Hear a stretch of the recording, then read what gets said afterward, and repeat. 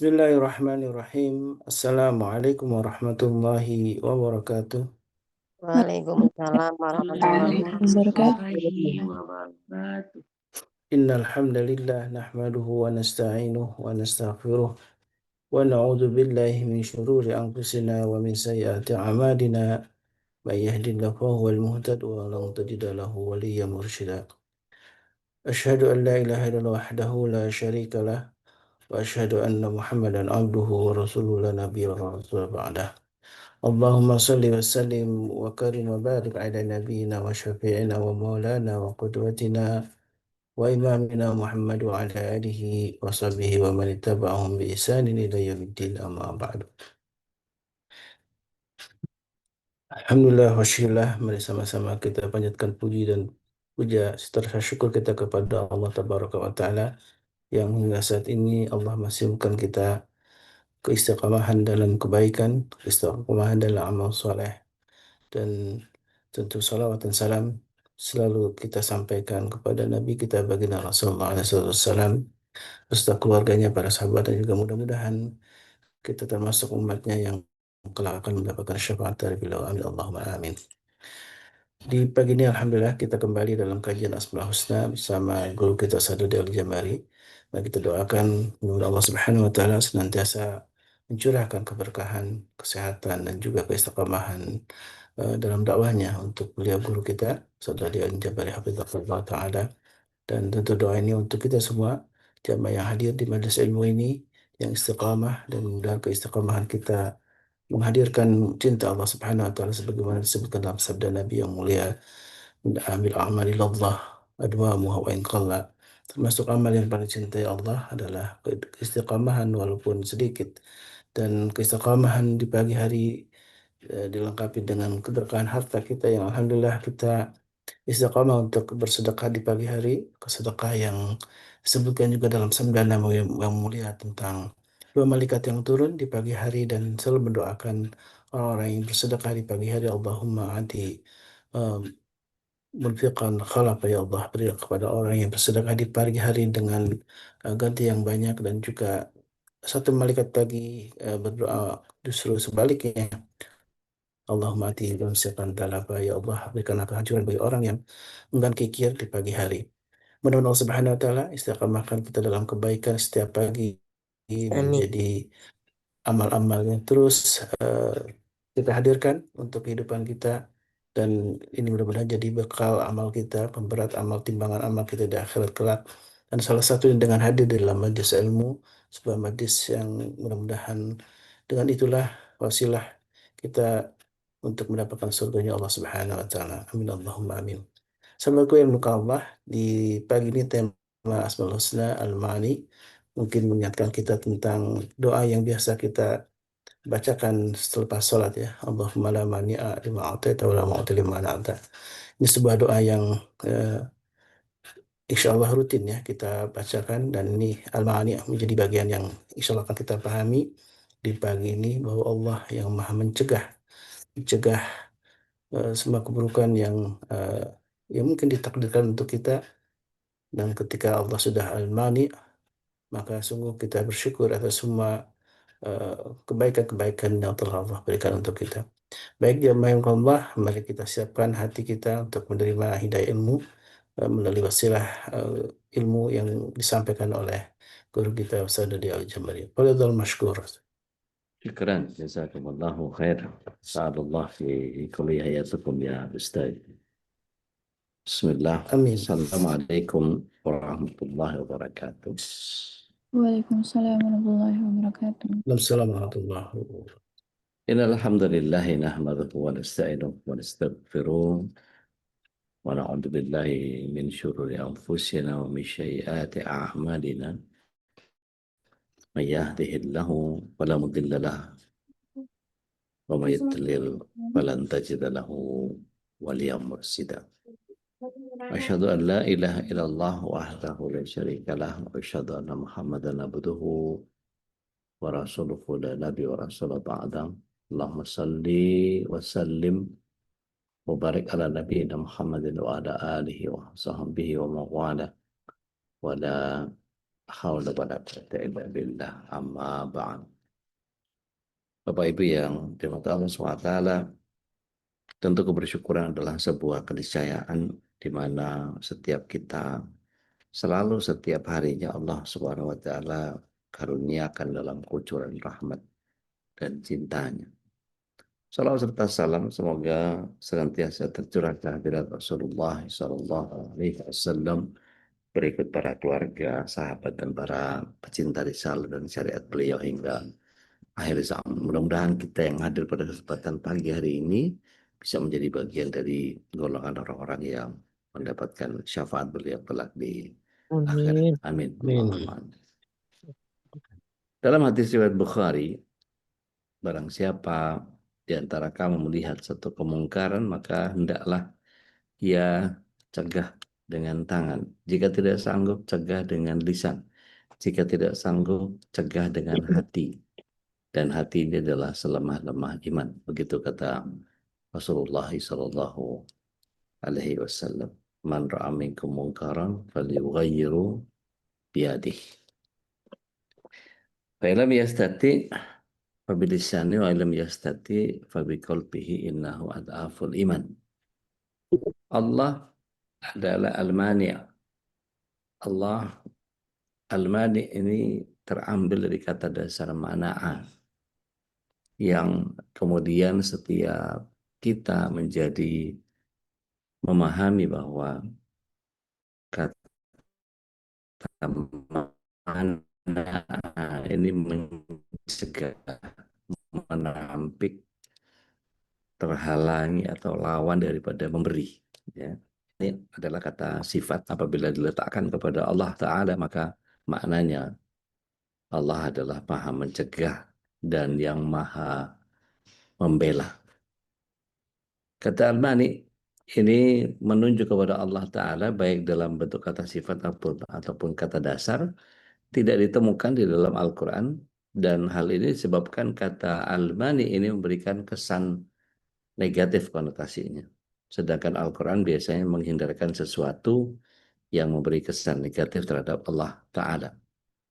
Kesan lebih kuat setelah memperhatikan konteks ayat-ayat Al-Quran yang menggunakan kata mana'a dalam berbagai bentuk. Walaupun terkesan negatif, mencegah, dan memiliki kesan positif, misalnya ketika Allah Ta'ala menangguhkan pengabulan doa seseorang. Penangguhan ijabahnya doa ini sesungguhnya didasarkan pada sifat maha taunya Allah Ta'ala apa yang terbaik bagi hambanya. Bukankah kita sering menganggap sesuatu itu baik sehingga siang malam kita memohonkan sesuatu kepada Allah, padahal menurut ilmunya Allah apa yang kita minta ini akan membawa kemudaratan sehingga dia tidak mengabulkannya. Mari kita mulai dari surat yang kedua ayat yang ke-216. Sebagai awalan bahwa Allah kadang memberikan tidak sesuai dengan apa yang kita inginkan. Bagi sahabat MKI yang sudah mendapatinya dalam Al-Quran, tafadhol Mashkur. Siap Budi. Maka teh. Al-Baqarah ayat 216. Auzubillahiminasyaitonirrajim. Diwajibkan atas kamu berperang, padahal itu tidak menyenangkan bagimu. Tetapi boleh jadi kamu tidak menyenangi sesuatu, padahal itu baik bagimu. Dan boleh jadi kamu menyukai sesuatu, padahal itu tidak baik bagimu. Allah mengetahui sedang kamu tidak mengetahui. Masya Allah. Jadi kalau kita perhatikan ayat itu, Allah SWT tidak memberikan apa yang kita inginkan. Ya. Allah membalik bagaimana satu kondisi di mana sangat boleh jadi wa asa antakrahu syai'a, sangat boleh jadi yang kalian benci itu wahwa khairul lakum, dan itu lebih baik bagi kalian. Wa asa antuhibbu syai'a, kadang-kadang kita mencintai sesuatu wahwa syarrul lakum, dan itu buruk buat kita. Nah, persoalannya materi ini yang nanti insya Allah akan saya bawa ke Bandung di Masjid Salman, insya Allah tanggal 26 Sabtu pagi duha. Ya, insya Allah saya akan bahas tentang bagaimana kita mendahulukan Allah Tabaraka wa Ta'ala sebagai Tuhan. Jadi di sana nanti kita akan menemukan betapa kita sering mengedepankan hawa nafsu, atau tepatnya ketika kita memohon kepada Allah itu yang sesuai dengan preferensi kita. Tapi hal ini menjadi lumrah, menjadi wajar ketika manusia dengan berbagai godaan dan tipuan yang ada di dunia. Ada begitu banyak penjelasan tentang betapa dunia ini melenakan, betapa dunia ini adalah kesenangan yang menipu. Akan tetapi tidak bisa dipungkiri bahwa setiap kita, ya selama masih ada di dunia, maka yang harus kita upayakan ya keduniaan, apalagi. Nah ini yang kemudian kemarin pada bahasan yang saya sampaikan di Melangit di Bumi adalah bagian tersulit bagi sebagian kita yang secara kasat mata kita ini masih makhluk bumi yang kemudian harus punya orientasi terhadap Allah Tabaraka wa Ta'ala yang nggak kelihatan. Karena mengharikan ketakwaan itu sendiri butuh kepada meyakini yang tidak tampak, belief the unseen. Baik itu urusan kita dengan Allah, dengan malaikat, dengan pahala dan dosa, dengan surga neraka, dengan jin dan malaikat. Ini semua tidak tampak. Yang tampak oleh kita adalah bagian yang kemudian Allah SWT sebut sebagai semu, nisbi. Dan ini semua hanya bersifat sementara. Nah, sementara kita selalu berusaha mencari kesejatian. Dan dalam proses inilah kemudian setiap kita diminta oleh Allah Taala untuk masuk ke dalam bagian yang benar untuk memahami apa yang Allah Subhanahu wa taala masukkan dalam makna kata atau sifat al-mana'ah. Mari kita perhatikan apa yang kita pahami dari makna Allah al-Hafiz. Allah Maha Menjaga. Bukankah kemudian ketika al-mani' itu diletakkan kepada sifat Allah Tabaraka wa Ta'ala, maka yang terjadi adalah al-Hafiz atau Allah Maha Memelihara, Maha Menjaga. Setiap pemeliharaan nanti kita akan ketemu dengan nama Al-Muhaimin yang memelihara juga. Maka bagian ini adalah Allah Subhanahu wa taala ada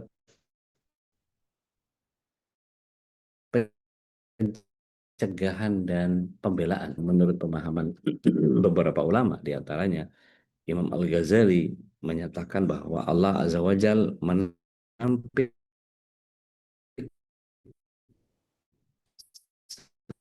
sebab kebinasaan, kekurangan dalam hal dengan menciptakan sebab-sebab yang menghasilkan pemeliharaan atau al-hifz.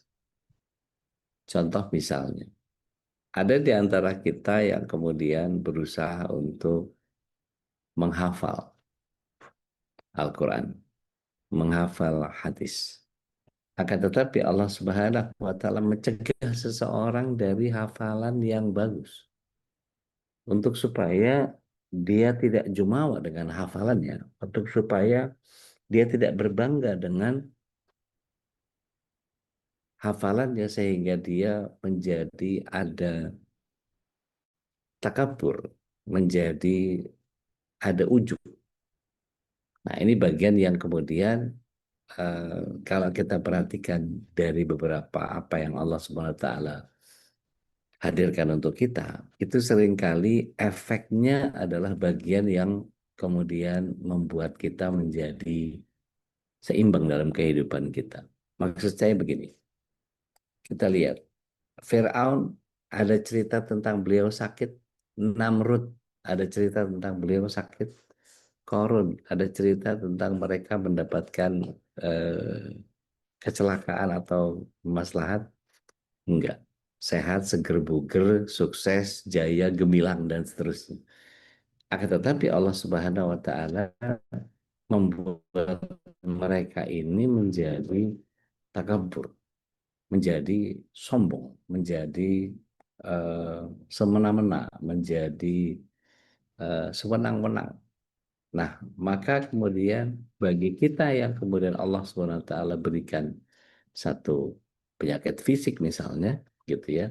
Mungkin ada sebagian kita yang kena kanker, mungkin ada yang kolesterolnya tinggi, ada yang gula darahnya tinggi, ada yang asam uratnya tinggi, ada yang ginjalnya bermasalah, ada yang lututnya bermasalah, ada yang pinggangnya bermasalah, ada yang kandung kemihnya bermasalah, ada yang seterusnya. Sehingga Allah Subhanahu wa Ta'ala menurunkan kapasitas kemanusiaannya dari sisi fisik. Allah mencegah itu semua dari kebaikan-kebaikan yang muncul, dari kesempurnaan-kesempurnaan kesehatan yang paripurna, supaya Allah Subhanahu wa Ta'ala memunculkan eh, atau mencegah rasa kibirnya tadi, menurunkan kondisi di mana setiap orang kemudian punya kesedihan, menyebabkan seseorang kemudian menjadi punya mawas diri, punya kepekaan, punya bagian yang kemudian membuat dia menjadi tidak eh, jumawa, atau berada dalam konteks yang ya saya begini kan karena apa yang saya kerjakan. Nah, itu kan kerjaan orang-orang yang sukses nggak pernah terpuruk gitu ya. Tapi ketika kita diberikan oleh Allah Subhanahu wa Ta'ala keterpurukan, maka pada saat itulah Allah Subhanahu wa Ta'ala sedang mencegah kita. Allah Al-Mani yang memberikan kepada kita kemampuan untuk menghadirkan eh, kisah yang menurut kita itu yang justru menyelamatkan. Contoh misalnya, ketika seseorang gemilang dengan apa yang dia miliki, seorang yang juara satu di sekolahnya, itu ketika dia tidak pernah ranking kedua atau nggak pernah ranking tiga, dia selalu ranking satu terus. Maka dia akan punya pride, punya kebanggaan bahwa eh, tanpa tanpa diajari, tanpa didorong, tanpa disemangati, maka dia akan merasa bahwa ya saya begini aja bisa juara satu, padahal belajar nggak gitu-gitu amat. Padahal kalau kita perhatikan, sudahkah kita kemudian masing-masing ngecek IQ kita berapa? Sehingga orang kalau IQ-nya di atas eh, 120 misalnya gitu ya, biasanya dia kalau berbicara itu nggak pernah lompat-lompat struktur pembicaraannya. Dia akan betul-betul runut, dia akan betul-betul mengetahui bagaimana kerangka dia menyampaikan sesuatu. Itulah kemudian mengapa kita bisa melakukan pelatihan terhadap bagaimana kita menyampaikan sesuatu. Ketika kuliah misalnya gitu ya, seseorang diajarkan bagaimana sistematika menyampaikan paparan dan seterusnya. Jadi kalau kita menulis di dalam sebuah karya tulis misalnya, itu biasanya didasari dengan latar belakang dulu. Latar belakang. Kalau nggak usah jauh-jauh bikin tesis deh, bikin proposal aja. Bikin proposal itu selalu bicara tentang sesuatu yang mendasari, ya, latar belakang, baru kemudian maksud dan tujuan, baru kemudian secara teknis dijelaskan. Begitu pula ketika kita melihat bagaimana kawan-kawan komika menyampaikan sesuatu untuk bisa muncul di bagian punchline, dia sudah buat premis-premis sebelumnya yang kemudian membuat orang menjadi uh, ikut larut dalam kisah yang dituturkan. Ketika misalnya Allah Subhanahu wa taala menghadirkan seorang kakek misalnya. Uh, Kakek ini kemudian menceritakan bahwa dia adalah orang yang dipinta untuk um, mengikuti lomba 17-an misalnya gitu ya. maka dia komplain. Panitia 17 ini agak kurang ajar. Kurang ajar kenapa yang? Ya masa eh, kita yang sudah tua ini disuruh apa? Disuruh lomba lari. Terus habis itu di garis finishnya itu disuruh nyium kembang. Ya nggak apa-apa kan dia kan memang ada penghargaan di bagian akhir dari lomba itu. Ya kurang ajar menurut saya, wong dikasihnya kembang api. Nah, kita kan ketika kita tahu bahwa premis yang diceritakan itu begitu luar biasa, gitu ya. Tapi ternyata ujungnya nyeleneh, eh, eh, membuat orang menjadi mungkin bisa tersenyum mendengarkan itu. Padahal pencegahan-pencegahan yang diinginkan oleh Allah Taala membuat orang menjadi tersadar bahwa setiap apa yang Allah SWT cegah, apa yang dijaga oleh Allah Taala justru menyebabkan seseorang kemudian memunculkan potensi dirinya. Nah, Bapak Ibu yang dirahmati Allah SWT, dalam hadis yang tadi saya sampaikan bahwa Allah SWT kata Rasul SAW, barang siapa yang menemukan satu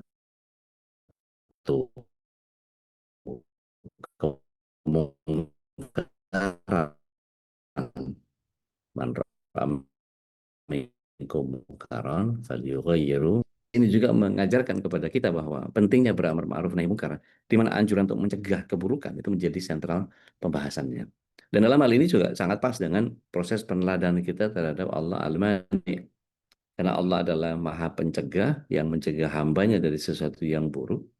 Maka dengan demikian peneladanan terhadap Al-Mani ini menuntut seseorang untuk ambil bagian dalam mencegah hadirnya keburukan bagi diri sendiri maupun orang lain. Dan salah satunya adalah memfungsikan kontrol diri yang ada pada dirinya. Nah, hadis ini mengungkapkan 3 macam sistem kontrol yang dimiliki manusia. Pertama, tangannya, yang kedua, lisannya, yang ketiga, hatinya. Maka ketiganya membentuk satu hierarki. Yang paling tinggi adalah tangan, di tengah-tengah adalah lisan, yang paling rendah ditempati oleh hati. Maka sistem kontrol melalui hati ini disebut sebagai selemah-lemahnya iman. Apa sebabnya? Karena hati kita tidak punya daya ubah secara langsung terhadap hal yang terjadi di luar manusia. Sifatnya sangat pribadi. Sistem kontrol ini dengan hati hanya mampu menahan diri dari perbuatan mungkar.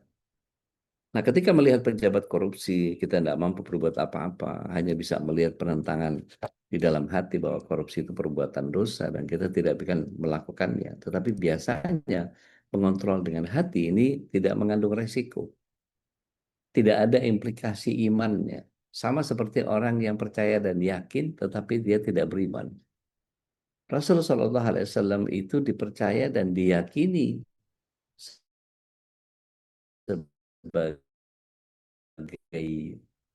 orang yang tidak pernah berbohong, bahkan sebagai alamin, tetapi menunjukkan bahwa orang-orang kafir Quraisy tidak ada yang mengimani Rasulullah SAW. Hanya sekedar percaya dan yakin saja ternyata hanya bersifat internal. Tapi ketika kita bicara tentang keimanan, ini butuh implikasi yang jauh lebih eksternal sifatnya yang harus muncul dari diri kita.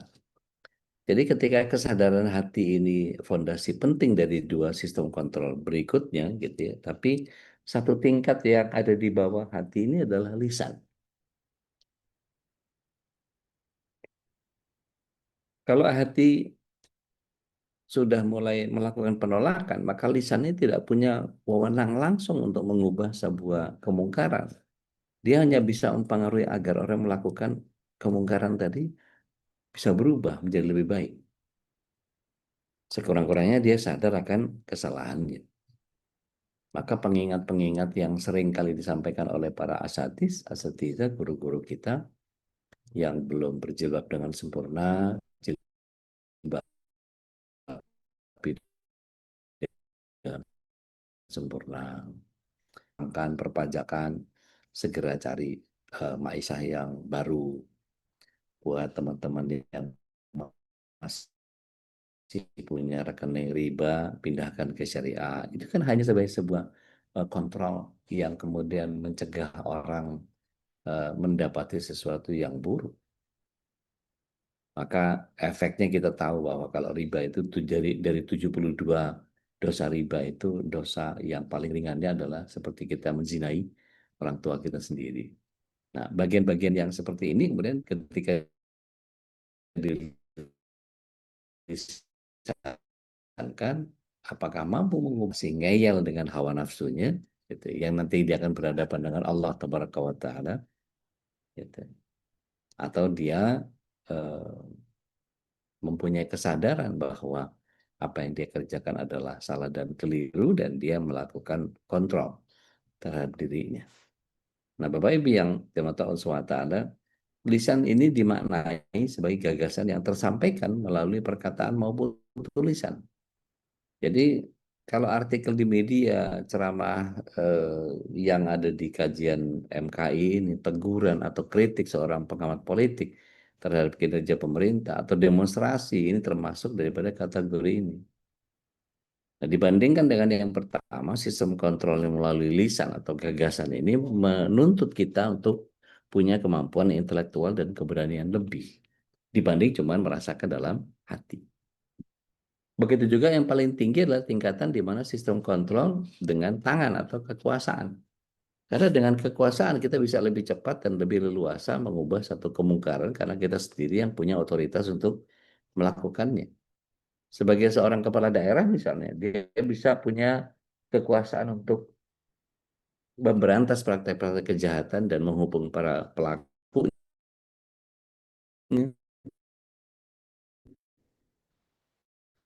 dengan hukuman yang setimpal. Misalnya kita itu Anies Baswedan misalnya menghentikan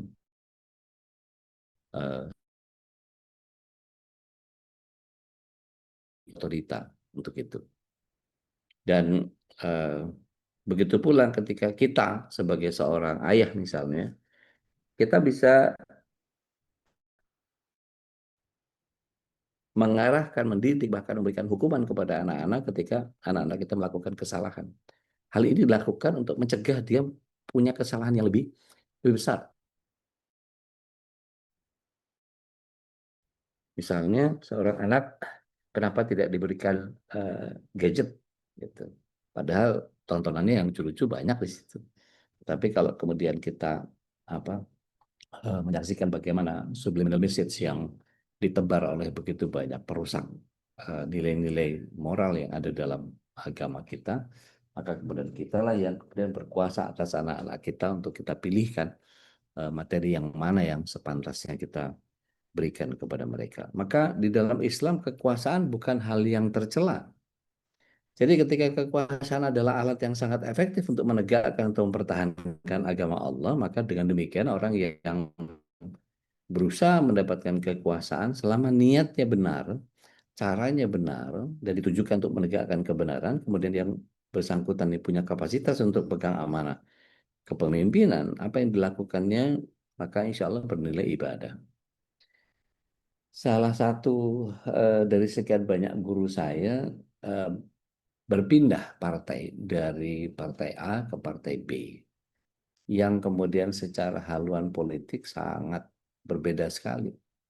Yang partai A-nya yang awal beliau begitu luar biasa untuk menggerakkan massa turun ke jalan dan seterusnya gitu untuk menyampaikan secara pasal 28 Undang-Undang 45 gitu ya, menyampaikan pendapat di muka umum.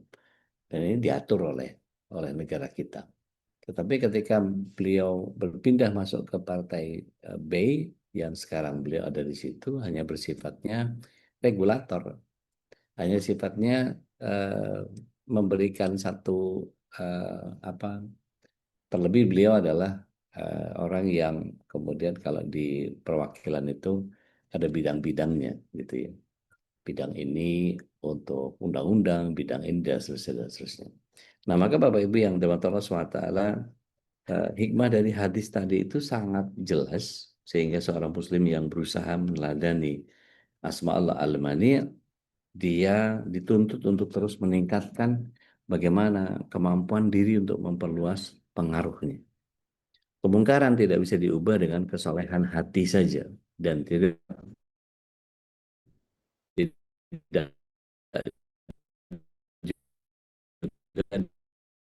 dengan gagasan yang sifat calon penghuni surga semuanya. Apa yang harus kita jadikan sebagai spirit al-mani? Kita harus terampil mengendalikan diri, dalam arti kemampuan mengendalikan diri ini adalah kunci keselamatan. Jadi kebahagiaan dan kesuksesan dalam hidup ini adalah bagian yang kemudian kondisi apapun, dimanapun dalam kondisi seperti apapun, upaya mengendalikan diri harus senantiasa hadir dalam diri kita. Bagaimana tidak, kemampuan untuk mengendalikan diri akan mencegah kita dari melakukan hal-hal yang tidak pantas lagi merugikan.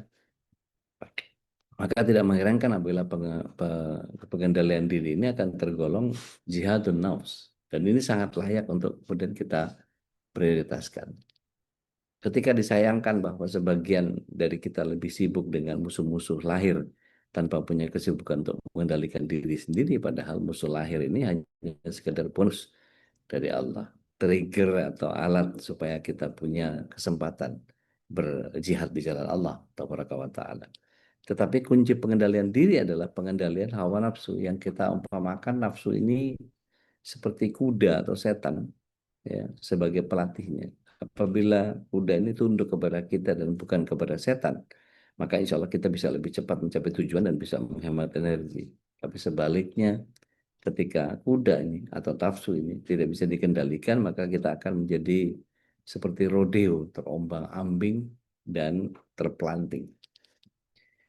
Ketika salah satu tabiat nafsu adalah tidak sebandingnya dengan kesenangan yang didapat dengan akibat yang harus dipikul, misalnya ketika kita makan makanan yang haram, memang enak rasanya, tetapi enaknya tidak akan lama karena hanya akan dilumut. Ketika keesokan harinya makanan sehebat apapun ya pasti berakhir di septic. Jadi ketika kita bandingkan dengan mudarat yang harus kita pikul karena makanan tersebut dan berakibat ujungnya adalah makanan kita menyebabkan kita masuk ke neraka, maka begitu juga dengan pandangan yang tidak terjaga. Melihatnya hanya beberapa saat tapi bayangannya sulit dilupakan, bahkan sholat menjadi tidak khusyuk, membayangkan yang aneh-aneh, atau dua orang berbeda jenis melakukan hubungan di luar nikah, nikmatnya hanya sebentar, tetapi akibat buruk yang ditimbulkan bisa abadi sampai mati. Bahkan kadang-kadang kalau sampai punya keturunan, apalagi perempuan, ya, anak di luar nikah, maka peraharanya kemudian dimulai. Ya. Maka menganggap remeh pengendalian diri ini jangan sampai kita masuk ke dalam sebuah pemahaman yang keliru. Artinya lemah pengendalian diri ini bisa menghancurkan nama baik dan karir yang telah kita bangun berpuluh tahun.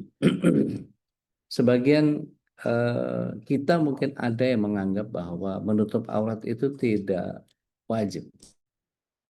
Ya, bahkan sebagian dari kita enggan pakai kaos kaki. Bahkan lebih parah lagi, sebagian besar kepala keluarga tidak menganggap bahwa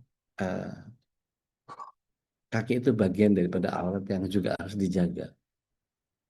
Maka seringkali menunggu kesadaran dan seterusnya, bukan pendidikan yang kemudian berjenjang pada kali yang keberapa pengingatan kita menjadi mewajibkan kita untuk meminta keluarga kita, gitu ya, anak-anak kita, istri kita, untuk kemudian menutup auratnya dengan benar.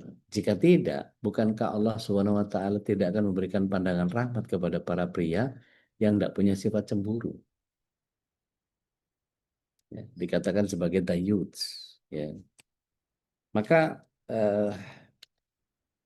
kalau kita lihat surat yang ke-12, ayat yang ke-53 kalau saya nggak salah, Allah SWT meminjam lisannya Nabi Yusuf alaihissalam. Surat yang ke-12 ayat yang betul 53. A'udzubillahi minasyaitonir rajim. Wa ma ubarri'u nafsi innan nafsa la'amaradun bisu' illa ma rahima rabbi inna rabbi ghafurur rahim.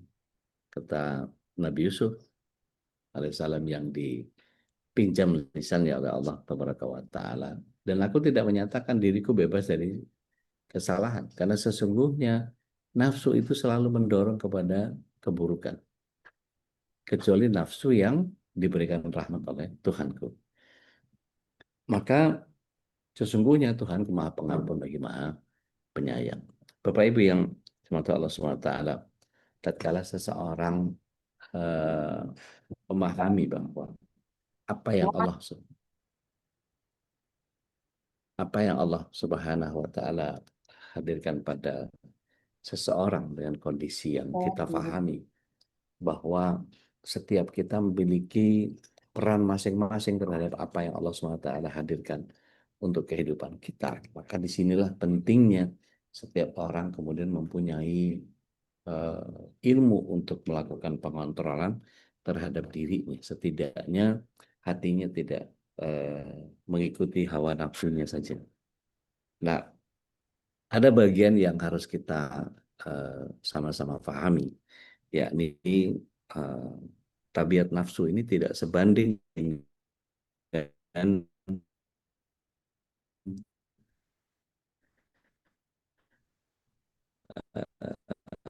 kesenangan yang diakibatkan sesuatu menganggap bahwa remeh pengendalian diri ini.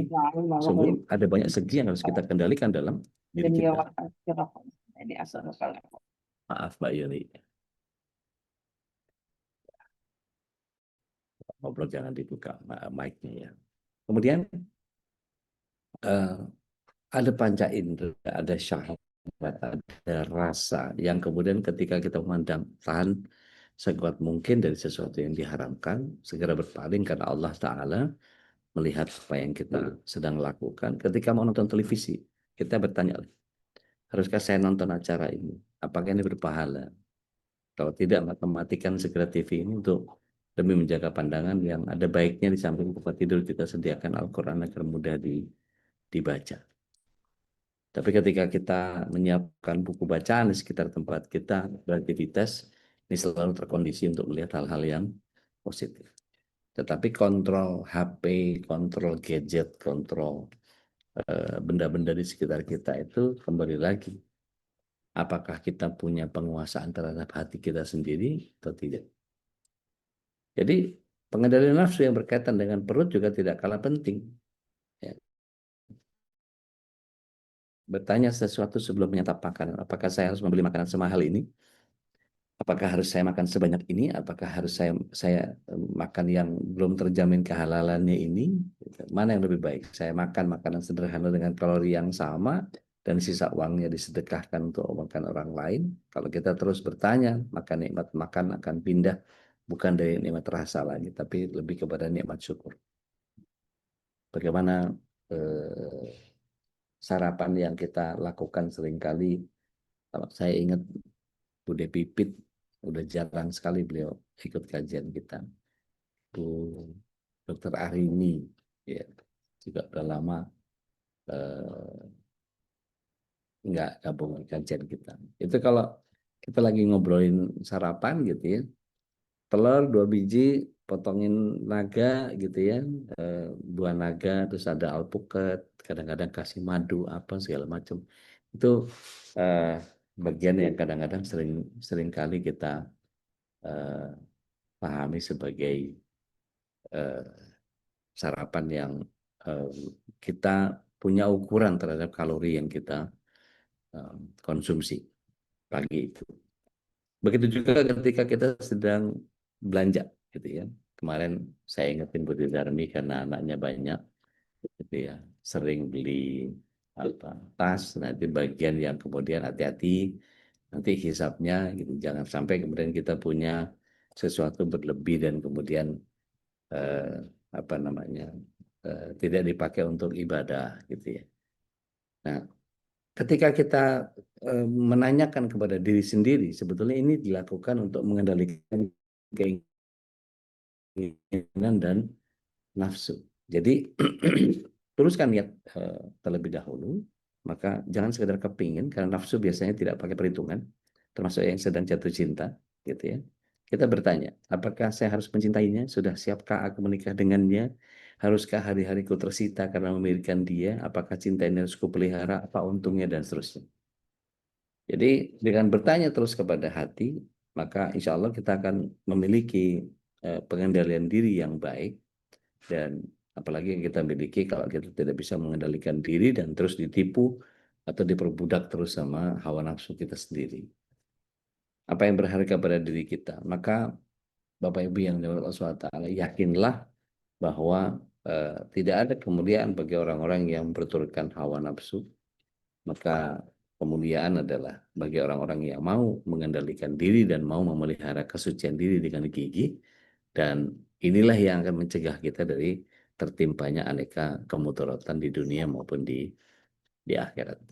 Nah, ini bagian yang harus kita pahami sama-sama. Ada hal yang kita anggap baik, padahal menurut kesempurnaan ilmunya Allah, apa yang kita pandang baik itu hakikatnya berisi keburukan. Maka dengan keluasan kasih sayangnya Allah Al-Mani ini mencegah kita mendapati apa yang kita anggap baik, padahal mungkin awalnya kita akan kecewa, sedih, atau bahkan mempertanyakan keadilan Allah, tapi setelah Allah membuktikan kebenaran kehendaknya, kita akan paham bahwa terluputnya dari kita, ya, apa yang diinginkan adalah sebuah kebaikan. Jadi ada banyak kisah yang kemudian seseorang dihalangi oleh Allah SWT untuk bisa berangkat pada kasus pesawat yang jatuh di Solo misalnya, ya waktu itu masuk ke kuburan, gitu. Ternyata ada salah satu yang dicegah oleh Allah SWT untuk tidak ikut dalam penerbangan itu karena tertidur di boarding room.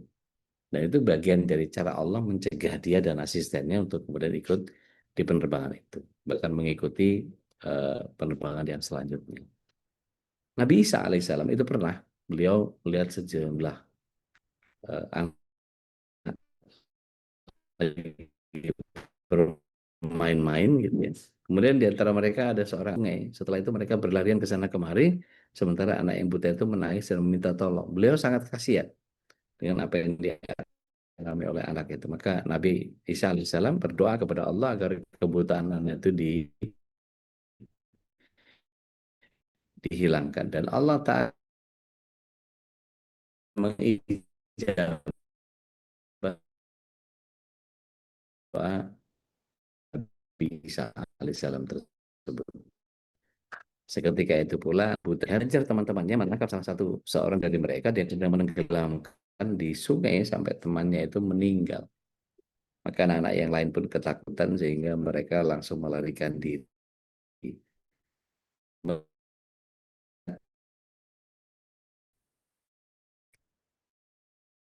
Kejadian ini Nabi Isa alaihissalam kaget tentang apa yang terbaik bagi makhlukmu, maka beliau kemudian kembali semula. Maka,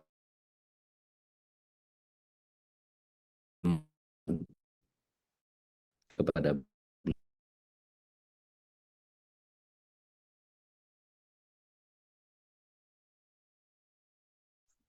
Assalamualaikum, maaf Ude, putus-putus terus kayaknya Ude. Iya, nampaknya jaringan ya. kalau keberatan atas ketentuan dan iya, sinyal di tempat saya ini sepertinya buruk, mendung terus di sini. Mohon izin saya pindahkan providernya dulu.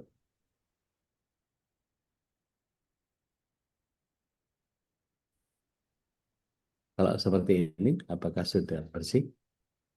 Insya Allah, alhamdulillah. Ustaz. Alhamdulillah. Saya kembalikan dulu ke Ustadz Khalis, mudah-mudahan ini jadi bagian yang menyadari atau menyadarkan kita bahwa apa yang selama ini kita anggap sebagai sebuah bagian dari cara Allah cegah kita, ini yang kemudian kita jadikan sebagai alhamdulillah Allah nggak jadi bikin saya begini dan begini, karena bagian akhirnya adalah yang kita rasakan seperti sekarang ini. Wallahu a'lam bishawab. Teman-teman sekalian, Ustaz, izin aneh ngebenerin kipas angin ada yang salah nih. Baik, alhamdulillah wasyukurillah jazakallah khairan. Saudara Al-Jamri tadi sudah membeberkan tentang bagaimana kita memahami al-mani ya. Allah Maha mencegah, dan ketika Allah mencegah keburukan yang akan Allah timpakan, tentu ini sebuah syukur kita kepada Allah Subhanahu wa taala, karena bahkan ketika kita keluar dari rumah pun ada sebuah doa yang insya Allah kita hafal semua, dan itulah doa untuk juga Allah, kita memohon kepada Allah Subhanahu wa taala untuk mencegah atau memberikan kebaikan untuk kita semua. Dan begitu banyak makna-makna yang tadi sudah disampaikan, dan mudah-mudahan dengan kita memahami al-mani ini, kita kalau tidak dengan pertolongan Allah tentu tidak mungkin kita bisa selamat ya, mendapatkan kenikmatan, mendapat kebaikan-kebaikan yang kita ya, alhamdulillah jalani sekarang, kita dapatkan banyak keberkahan. Baik, Bunda Nadia silakan. Bismillahirrahmanirrahim. Assalamualaikum warahmatullahi wabarakatuh. Waalaikumsalam warahmatullahi wabarakatuh. Udah, mungkin ini pertanyaan klise ya, tapi buat saya ini penting.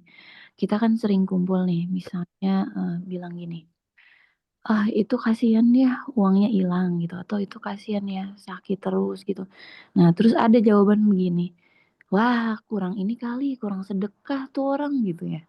Nah, bagaimana cara kita menghadapi yang seperti itu gitu? Kan kalau misalnya sering bareng sama Ude, jadi kita belajar ilmu untung gitu. Kita untung terus deh, oh mungkin Allah ngasih pesan seperti ini ya. Oh, kita ngadepin orang kayak gini, mungkin kita harus lebih belajar sabar. Nah, menghadapi yang itu kita harus gimana Ude? Kita abaikan saja atau jaga jarak, menghindari yang toksik, atau beri nasihat ya lumayan gitu amal kayak Ude gitu. Gimana, Ude? Baik, bismillah, salatu wassalamu ala rasulillah. Menggunakan pendekatan yang salah pada kondisi yang tepat. Jadi gini, rasa bahwa itu ada bagian yang harus kita koreksi, itu bagian yang sifatnya kontemplatif. Itu yang hal yang sifatnya introspektif. Sangat boleh jadi saya belum ABCDE, gitu ya. Jadi bukan kemudian meletakkan itu kepada orang lain. Lu kurang sedekah kali, jadi sehingga ketika kita mengatakan itu, kita judging. Nah, itu yang nggak boleh. Jadi jangan meletakkan dalil yang salah untuk situasi yang tepat gitu. Jadi misalnya gini, terjadi sesuatu, hilang lah apa segala macam dan seterusnya. Introspeksinya adalah sangat boleh jadi ini karena Allah menegur saya dan seterusnya dan seterusnya. Itu sifatnya kontemplatif, tapi bukan untuk ngejudge orang. Apaan? Ketika kita meletakkan posisi itu kepada orang lain, itu nuduh namanya. Kita nggak tahu apa yang Allah SWT timpakan kepada dia, kan tiap orang kan beda-beda ya, nggak sama ujiannya gitu. Ada orang yang mohon izin, dia melempatkan pada posisi di mana dia, kalau dalam terminologi musibah itu ada 3 kan ya. Ada yang diuji dengan ketaatannya, ada yang diperingatkan dengan kelalaiannya, ada yang diazab karena kesalahannya, gitu kan ya. Tiba-tiba ada seorang ibu nih, eh, kan fansnya kalau pagi-pagi ini tukang sayur gitu ya, kumpul di komplek, tukang sayur, terus tiba-tiba, Assalamualaikum, pada kamu masak apa nih? Lagi nggak punya ide nih mau masak apa? Biasalah basa-basi begitu. Terus kemudian tukang sayur nimpalin lah, bikin sop bu, ini ada sop-sopan lagi lengkap nih. Ada ini buat bikin sayur anu, buat ini apa segala macam dan seterusnya. Tiba-tiba dia ngelihat ada teman-temannya yang udah biasa dengan teknologi musibah tadi. Mulailah dibicarakan sesuatu yang menurut dia punya persepsi tentang dia lagi diuji sama Allah SWT. Terus tiba-tiba dia mepet ke temennya, jeng, saya lagi diuji nih sama Allah. Saya tuh gini. Tiba-tiba ada yang nyeletuk temennya, yang tahu kelakuan dia. Lah, diuji. Model kayak lu mah bukan diuji, diazab. Ini kan ngejudge orang kan. gitu. Kita nggak bisa bilang begitu. Jadi jangan menempatkan sesuatu yang sifatnya kontemplatif untuk diberikan kepada orang lain. Bisa dipahami nggak Teh? Iya, cara Baik. menghadang seperti itu. Oke. Cara yang kita mesti lakukan adalah tarik dia ke satu tempat gitu, kasih tahu. Belum tentu yang Allah SWT berikan kepada dia seperti itu. Anti nggak tahu bahwa Allah sedang memberikan satu pelajaran apa kepada dia. Itu hal yang sifatnya kontemplatif untuk kita, bukan untuk dijudge ke orang. Gitu. Sampaikan. Kalau kita punya kedekatan ya, kalau kita punya kedekatan. Gitu. Kalau enggak, belokin aja omongannya, diselimurin. Mungkin dia enggak punya kepekaan yang tinggi untuk punya empati terhadap orang lain, gitu. Atau ilmunya belum cukup untuk apa namanya? Itu kan soft skill ya. Itu interpersonal skill itu. Kalau ngeliat ada orang begitu, kecuali kayak misalnya kayak kita celak-celakan gitu ya. Saya, Teh Nadia, Bu Dwi, sama Ustadz Khalis kan sering tuh bercanda-bercanda begitu tuh. Kalau timpal-timpalan yang kita udah sering begitu, orang aman gitu. Karena udah tahu pasti ini bercanda, pasti ini bercanda, pasti ini bercanda gitu. Tapi buat orang yang nggak punya kepekaan yang cukup, nggak punya interaksi yang cukup, bercanda bisa jadi masalah itu. Wallah alam bisawab. Ya, ya, Gitu. diajak ngaji udah ya. Iya. Diajak ngaji aja Bunda Nadia. Dia langsung dinasihati sama Ude secara langsung gitu ya. Silakan Bu Nita. Mbak Nita, monggo Mbak Nita. Assalamualaikum warahmatullahi wabarakatuh. Waalaikumsalam warahmatullahi wabarakatuh. Ude, makasih Ya. banyak Ude mengingatkan seperti tadi Ude bilang, contoh Allah sedang mencegah hambanya dari satu masalah ujub misalkan gitu ya. Dengan saya pada saat waktu dinyatakan positif cancer, saya tidak menyalahkan kenapa begini, kenapa begitu, enggak. Saya cuma langsung, astagfirullah, introspeksi ke diri walaupun memang berat ya pastinya. Tapi kan itu kalau kita dalam bentuk kelihatan. Saya istilahnya cuma saya bilang gini, kenapa harus dengan kesalahan yang sudah pernah saya lakukan dan saya harus dihukum Allah dengan seberat ini pada saat itu ya. Gitu. Tapi kalau misalkan kita bukan masalahnya kelihatan seperti itu, eh, hanya satu kejadian yang kita nggak tahu ini Allah sedang menguji kita seperti yang waktu kemarin kan udah bilang sikap kita cara ininya Ya. melihatnya dengan cara sikap kita. Tapi kalau Ya. ini misalkan cuman sekedar satu hal yang kita lakukan mungkin membantu orang, padahal kita tahu itu baik gitu. Tapi kalau kata Allah mungkin nggak baik karena apa? Habis kita membantu orang, ternyata orang itu yang nusuk kita dari belakang gitu loh, Dek. Atau Ya. kita meminjamkan uang sama orang gitu.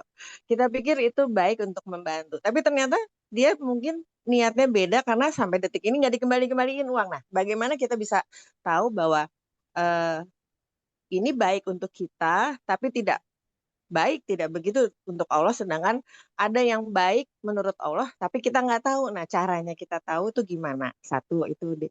Terus yang kedua sebenarnya yang kemarin ini, udah menjelaskan mengenai kita alangkah baiknya kita paham arti bacaan sholat dan bacaan uh, surat pendek lah minimal gitu. Ya. Nah, kalau pada saat kita sholat, kita tahu nih, kita sudah hafal dan kita paham gitu apa yang mau kita baca. Sebaiknya pada saat kita membaca bacaan sholat itu, kita menginterpretasikan dalam pikiran kita artinya kita ingat atau gimana udah. Sehingga kalau saya lakukan kayak gitu tuh jadi malah jadi nggak khusyuk gitu udah. Nah, sebaiknya seperti apa? Makasih Ude. Assalamualaikum Baik. warahmatullahi wabarakatuh. Waalaikumsalam warahmatullahi wabarakatuh. Bismillah. Assalamualaikum ala Rasulillah.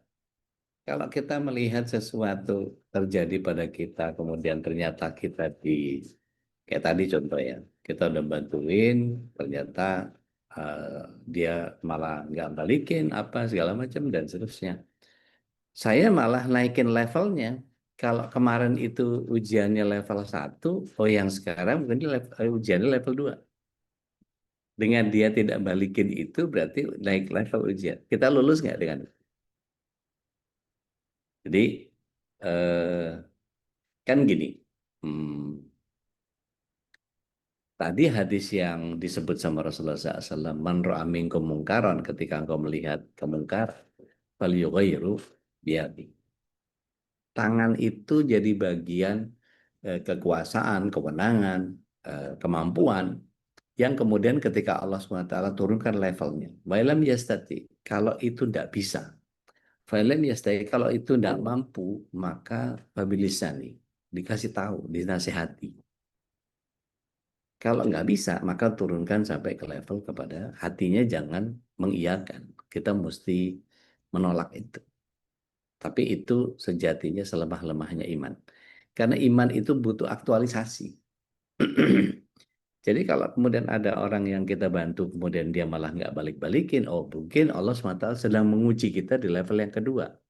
Sudah betul-betul ikhlas nggak kita diuji dengan pola seperti itu?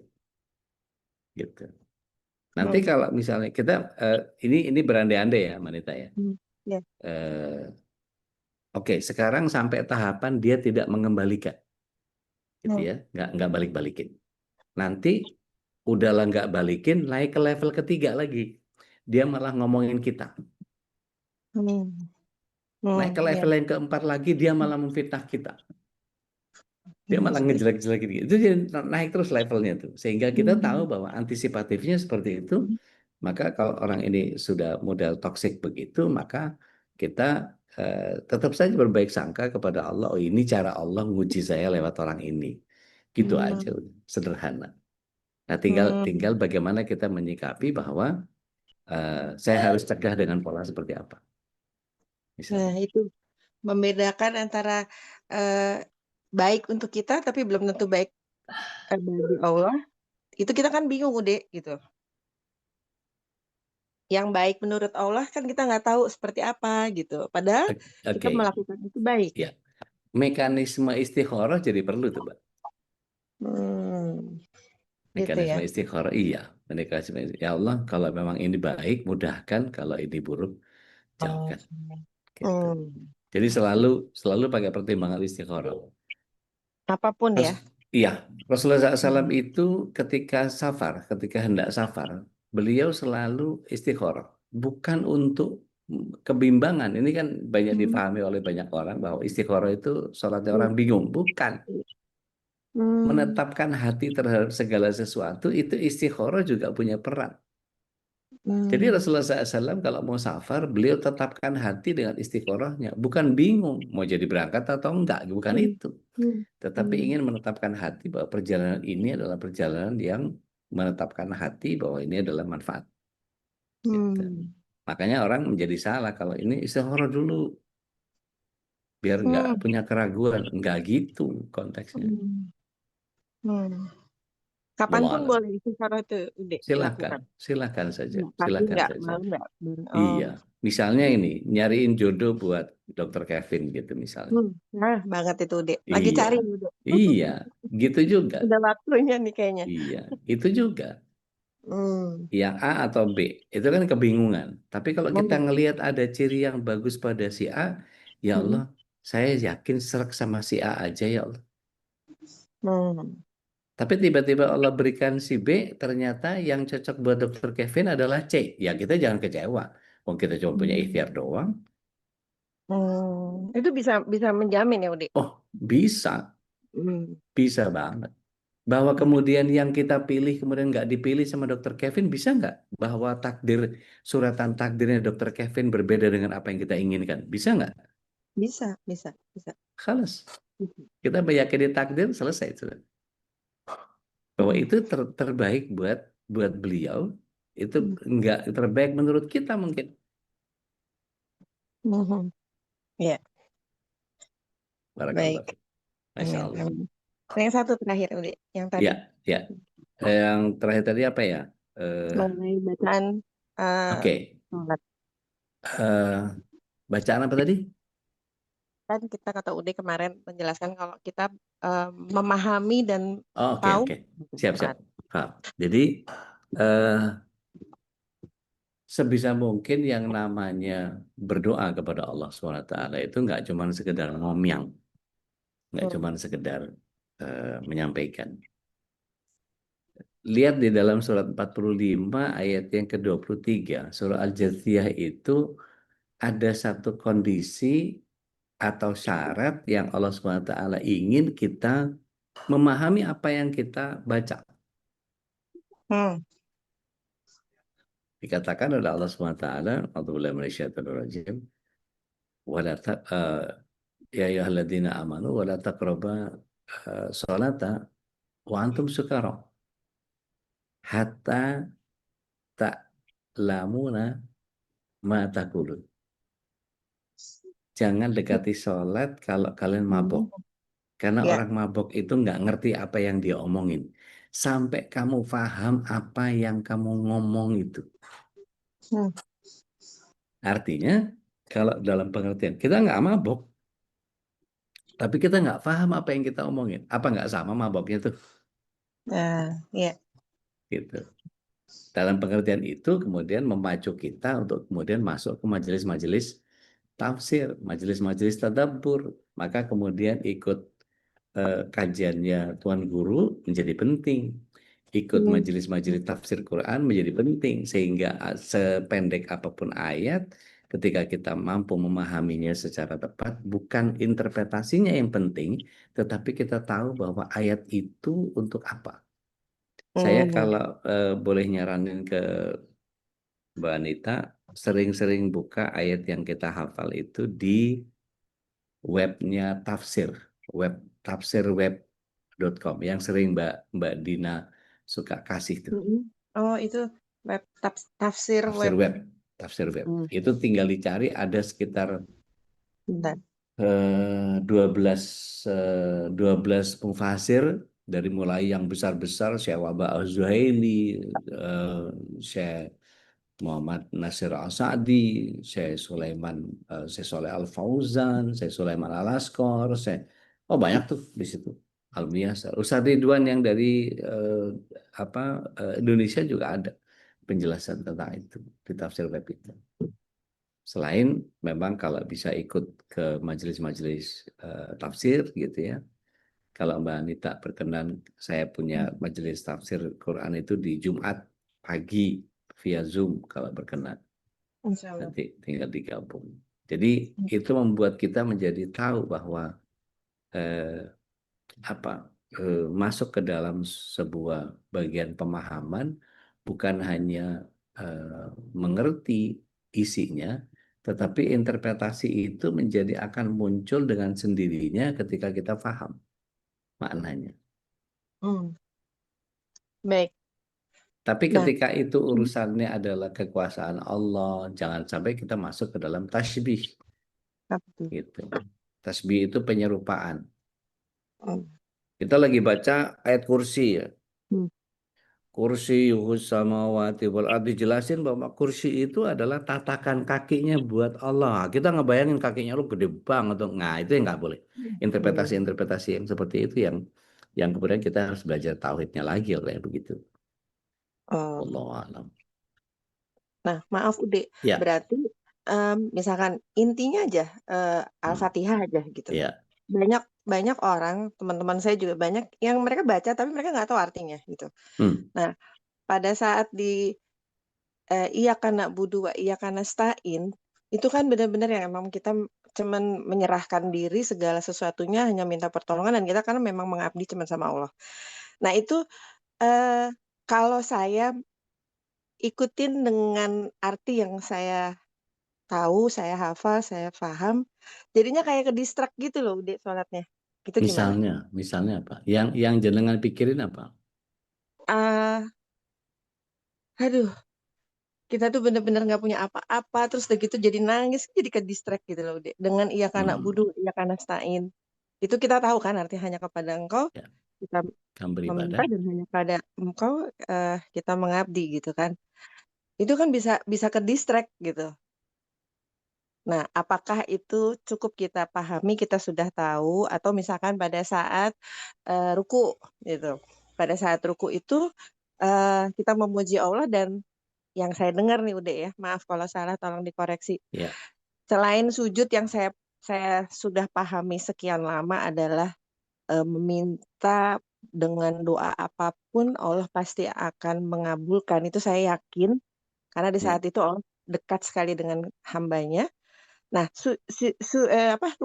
ruku itu saya baru tahu di situ. Hmm. Kan di situ subhanallah wa bihamdi subhanallah kok jadi lupa sih. Ya, Subhanallah subhanallah wa bihamdihi. ya. Nah, terus kan itu maha suci Allah, maha agung, terpujilah engkau gitu. Nah, terus kita meminta. Nah, itu suka kadang saya diartikan gitu di hati. Nah, jadi ke distract gitu. Padahal kan harusnya nggak begitu ya. Jadi gitu yang baiknya gimana Udi? Ya. Jadi kalau kita lihat memahami fikih sholat itu memang harus komprehensif. Tidak dari sisi fisik, tapi pada saat ketika kita tahu ruku itu apa sih, gitu. Itu juga secara filosofi kita hadirkan bahwa ruku itu penghormatan kepada Allah. Jadi ketika kita mengucapkan Subhana Rabbiyal Azim, gitu, Maha Suci Allah yang Maha Agung, maka penundukan diri kita itu adalah bagian yang kemudian tidak hanya sekedar diucapkan dengan lisan, tetapi kayak jenengan lihat orang Jepang itu saking ngormatin orang yang berhenti di zebra cross sekalipun dia ucapkan terima kasih dengan cara membungkukkan badan, gitu. Nah, membungkukkan badan kepada manusia tentu dalam Islam kan tidak boleh, gitu ya. Yang boleh itu kepada Allah. Maka Subhan Rabbiyal Azim wa bihamdi itu dengan penuh penghormatan kepada Allah Tabaraka wa Ta'ala yang Maha Agung, yang memberikan kepada kita dengan kemahasuciannya. Begitu juga ketika kita Subhan Rabbiyal A'la, kalau kita pahami secara utuh harfiahnya, Maha Suci Allah yang Maha Tinggi kok malah kita nyusruk, gitu. Padahal yang kita pahami adalah makin kita merendahkan diri di hadapan Allah, maka makin tinggi pula kedudukan Allah di hadapan kita. Dalam pengertian zero mind process itu kan peniadaan diri. Saya mah apa atuh, gitu. Itu kan bagian yang ini kalau bukan karena Allah saya nggak sujud nih. Pengertian-pengertian itu yang kemudian kalau kita belajar di fikih sholat, kita akan tahu betapa sujudnya yang kita lakukan sekarang ini adalah beda dengan sujudnya para malaikat. Berikut juga ketika iblis disuruh sujud kepada Adam. Ternyata sujud itu ada li ta'zim, ya, untuk penghormatan, ada sujud lil ibad. Para malaikat, dan kalau kita baca suratnya di surat 7 ya, awal-awal sampai 20-an lah. Itu nanti kalau kita baca ketemu betapa iblis itu punya reason yang logik. Ketika disuruh untuk sujud kepada Adam, kenapa kamu tidak mau sujud sama Adam? Reasonnya very clear. Saya tidak mau menyembah selain Allah. Benar nggak statementnya?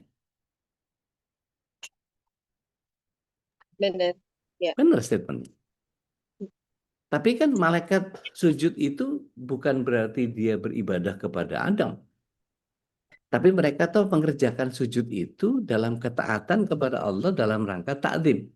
Jadi sujud li ta'zim ini tidak difahami oleh iblis sebagai li ta'zim, tapi dia menyatakan itu sebagai lil ibad. Ini alih-alih dia taat kepada Allah, tapi tidak taat kepada perintahnya.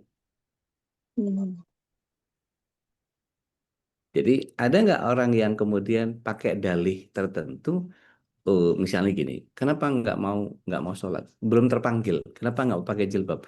Saya belum dapat hidayah. Benar nggak omongannya? Benar, omongannya benar. Tapi iblis juga pernah menyatakan itu.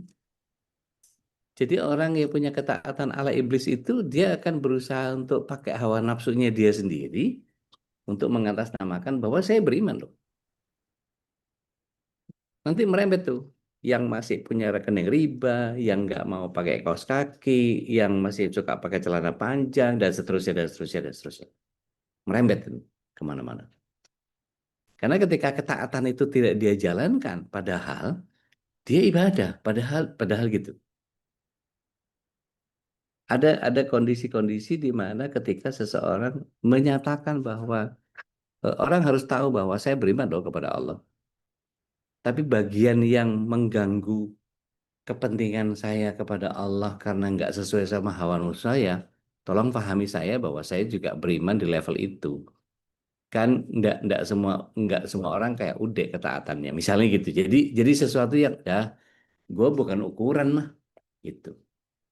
Gue juga masih belajar juga, tetapi mereka sampai-sampai ada yang gini, ketika diingatkan dengan pola seperti itu, emang udah doang yang bakal masuk surga, kita ya masuk neraka. Udah nggak apa-apa deh, gue masuk neraka deh. Itu jadi loh, kok jadi fatalis begitu? Kan Banyak jadi itu, banyak itu. iya loh. Banyak, banyak. Tadi saya bilang, iblis itu ketika dia mengatakan pakai reason yang logik, saya tidak mau menyembah selain Allah. Wah, clear banget itu. Dia sangat bertauhid kepada Allah. Tapi pada kenyataannya dia tidak taat dengan ketaatannya. Disuruh sujud nggak mau sujud. Padahal peruntukan sujudnya itu bukan untuk beribadah kepada Adam. Itu li ta'zim. Buktinya semua malaikat bersujud, kecuali dia. Ternyata baru Allah SWT buka rahasianya. Kenapa? Aba wastakbar. Dia merasa lebih besar. Oh, itu poinnya. Maka dia pakai reasoning logik tadi. Banyak orang yang pakai reason logik. Tapi sebetulnya dia nggak taat kepada Allah.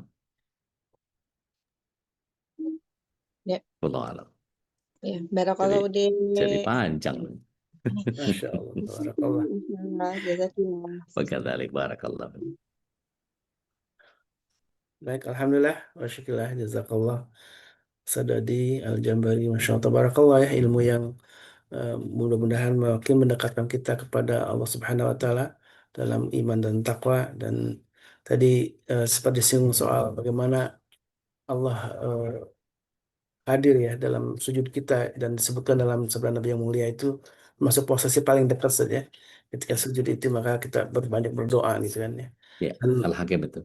Dan Rasulullah sudah juga menjelaskan tentang cara-cara sholat yang memang sudah juga dijelaskan dalam kajian-kajian bersama UDEM. Mudah-mudahan kita bisa membuka kembali ya YouTube-nya yang ada di YouTube MKI tentang bagaimana fikih sholatnya, dan insya Allah silakan untuk membuka lagi YouTube ada yang di MKI tentang sholat Nabi Shallallahu Alaihi Wasallam.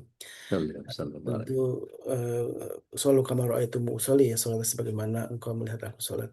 Dan tema sholat ini memang penting ya, harus terus diingatkan ya, karena sholat menjadi salah satu amal yang pertama kali akan dihisab. Alhamdulillah, syukurlah, sekali lagi jazakallah khairan buat guru Wakadzalik barakallah. Saudari Al-Jambari, dan untuk kita semua jazakumullah juga yang sudah bersedekah di pagi ini. Menurut Allah Subhanahu wa Ta'ala balas menjadi balasan yang terbaik, ahsanul jaza, balasan terbaik untuk kita semua. Dan mari kita saling doakan saudara-saudara kita yang barangkali sedang sakit, semoga Allah angkat penyakit, dan juga sedang ada kesulitan, Allah beri jawaban terbaik. Amin Allahumma amin. Mari kita tutup dengan doa kafaratul majlis. Subhanakallah wa bihamdika asyhadu an la ilaha illa anta astaghfiruka wa atubu ilaik. Assalamualaikum hadana wa iyyakum. Assalamualaikum warahmatullahi wabarakatuh. Waalaikumsalam warahmatullahi wabarakatuh. Waalaikumsalam warahmatullahi wabarakatuh. Waalaikumsalam. اللهم ارحمنا بالقرآن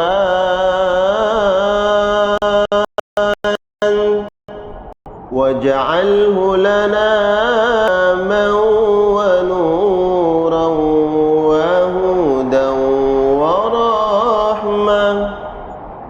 اللهم ذكرنا منه ما نسينا وعلمنا منه ما جهلنا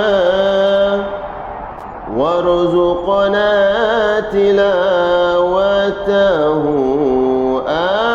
آناء الليل وأطراف النهار واجعله لنا حجة يا